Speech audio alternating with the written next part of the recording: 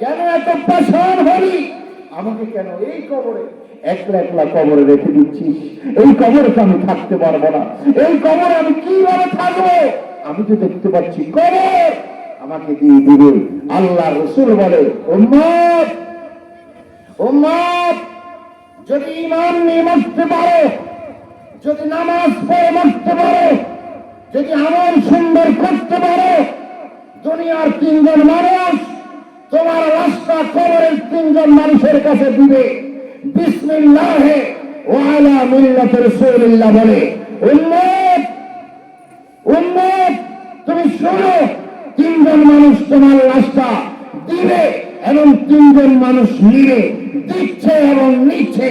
ওই দিচ্ছে এবং নিচ্ছের মাঝখানে যদি ঈমানদার হোস, নেককার হোস, আমি রাসূল গ্যারান্টি দিচ্ছি, মদিনা থেকে যাইয়া আমি রাসূল নিজেই তোর লাশ আমার কোলে তুলে নিব। চিৎকার দিয়ে বলুন সুবহানাল্লাহ, বলুন আল্লাহু আকবার। আমরা রাসূলুল্লাহর মিল্লাতে কোন মুবারক